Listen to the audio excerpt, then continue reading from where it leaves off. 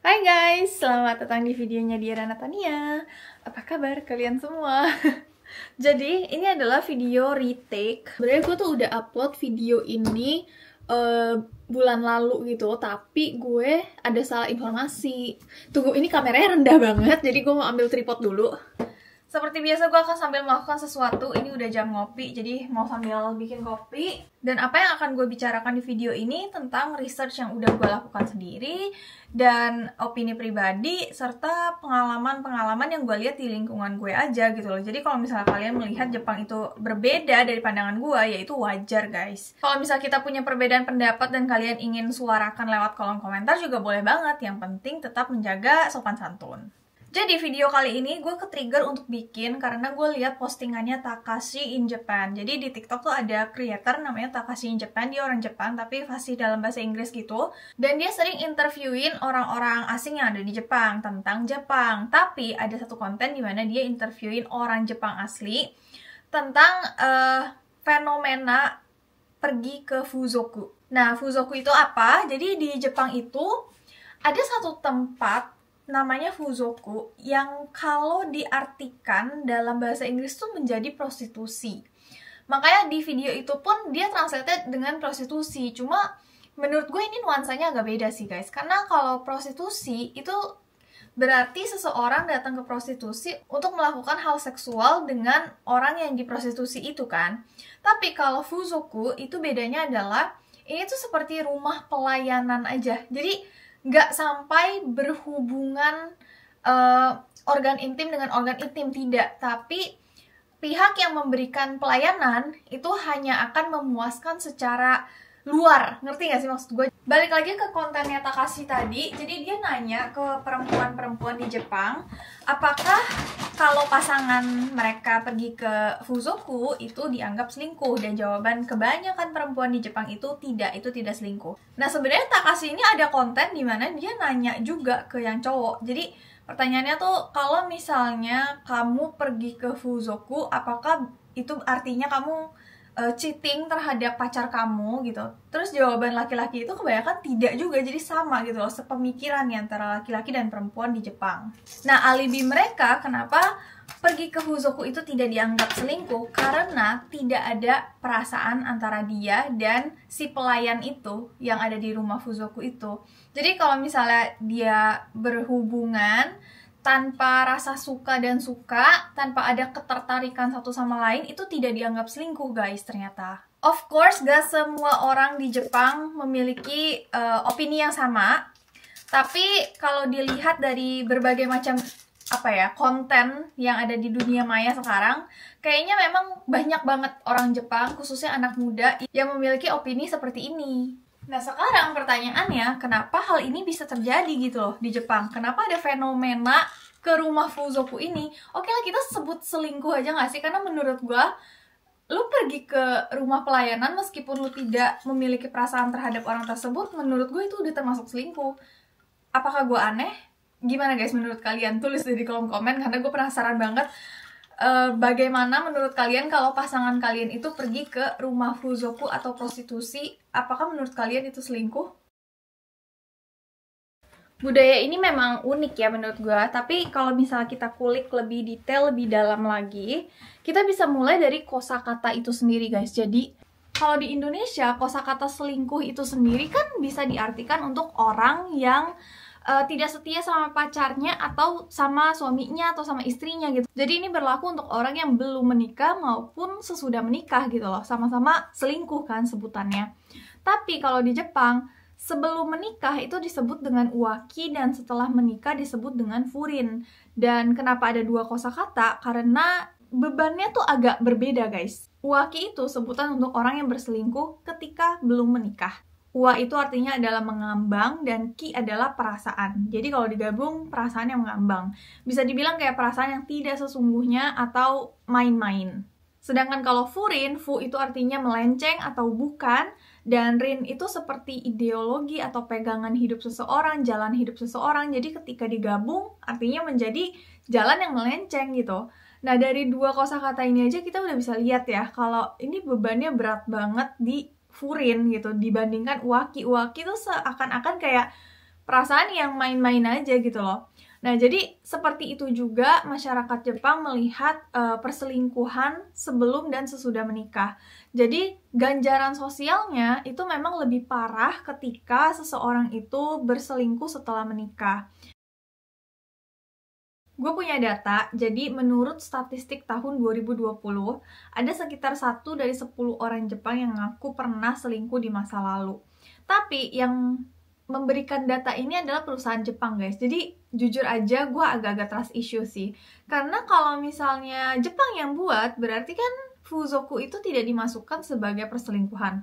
Pasti nyatanya angkanya tuh lebih banyak daripada 1 dari 10 orang gitu loh. Bisa aja mungkin 5 dari 10 orang atau bahkan lebih. Lalu ada satu lagi dari Pew Research Center. Katanya Jepang itu negara ke-7 di dunia yang menganggap perselingkuhan itu masih dapat diterima secara moral. Nah, sekarang kenapa ya perselingkuhan ini banyak banget terjadi di Jepang?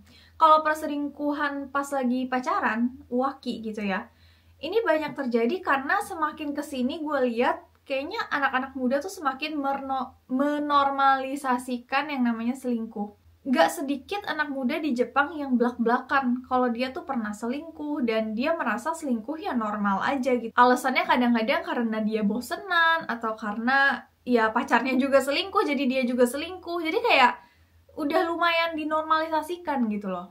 Tapi kalau selingkuh setelah menikah, gue lumayan sering dengar cerita di mana perempuan-perempuan di Jepang setelah punya anak itu suaminya jadi selingkuh gitu karena fokusnya si istri jadi ke anak terus dan sang suami kan harus kerja. Terus kalau di Jepang itu kan memang budaya patriarkinya tuh masih ada gitu loh guys. Jadi cowok yang bekerja dan perempuan yang jaga anak dan urus rumah tangga di rumah itu masih banyak banget di sini.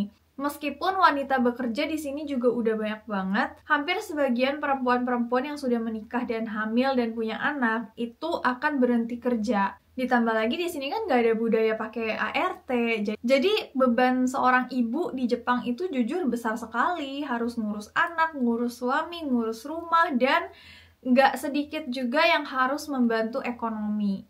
Nah, sang istri-istri ini yang udah kecapean banget ngurusin segala-galanya, terus masih harus melayani suami itu kadang-kadang udah nggak sanggup guys. Jadi dari sinilah muncul perselingkuhan. Akhirnya suaminya pergi ke rumah Fuzoku atau mungkin berselingkuh dengan orang yang dia kenal dan lain-lain.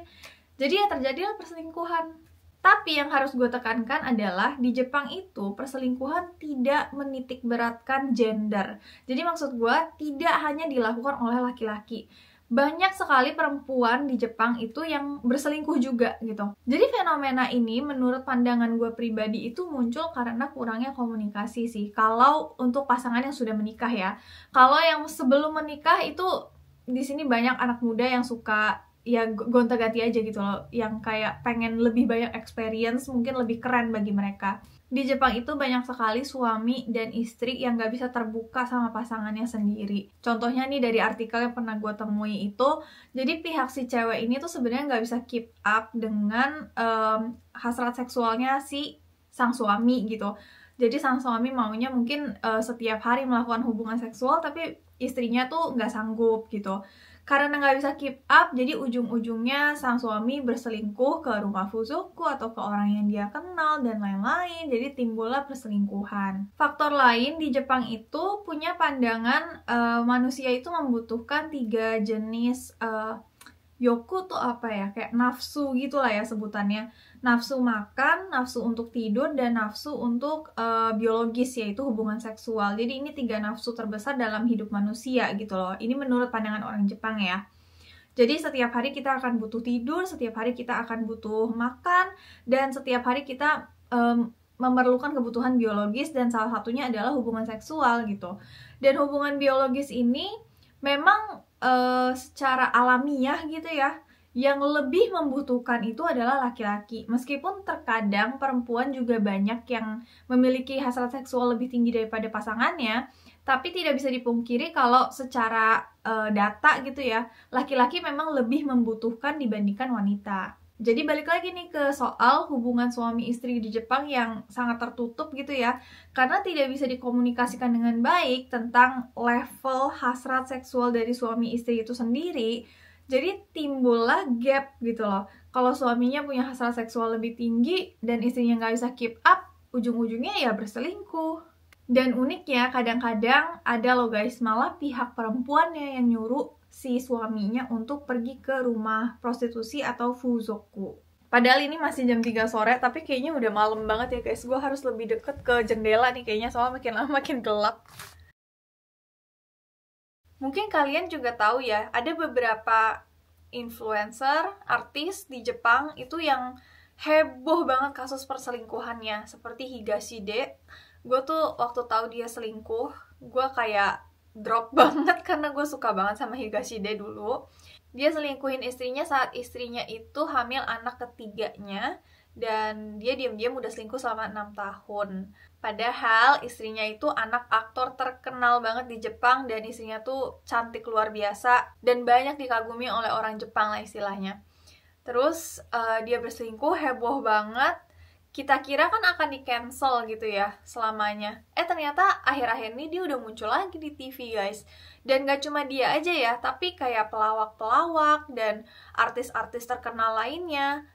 Mostly laki-laki itu yang udah pernah berselingkuh biasanya akan muncul lagi di TV. Meskipun selama 1 tahun atau 2 tahun itu akan off dulu dari kamera, tapi biasanya mereka akan comeback gitu. Tapi untuk sebaliknya, kalau artis perempuan selingkuh, itu gue jarang banget sih denger kabarnya di Jepang. Gak tahu kenapa, apakah karena medianya tidak pick up aja atau gimana, tapi gue jarang dengar. Kayak misalnya selingkuhannya si Higashide ini pun udah gak pernah muncul lagi guys sama sekali di media gitu loh. Jadi karirnya ya udah mati di situ aja. Jadi mungkin masyarakat Jepang melihat ini tuh kayak, oh laki-laki lebih mudah nih dimaafkan kalau udah berselingkuh. Faktor lainnya juga ini pernah dibahas sama Dr. Barbara Holthus. Jadi beliau ini adalah seorang profesor dari German Institute. Jadi dia di German Institute tapi studinya tentang budaya Jepang. Dan dia pernah melakukan riset tentang pernikahan di Jepang. Dan beliau bilang kalau pernikahan di Jepang itu lebih banyak dilihat sebagai fungsional gitu. Jadi maksudnya adalah ketika orang di Jepang mau memiliki anak, mereka menikah. Tapi kalau nggak mau punya anak, biasanya mereka nggak mau menikah gitu. Jadi fungsi menikah di Jepang adalah untuk punya anak gitu loh guys maksudnya.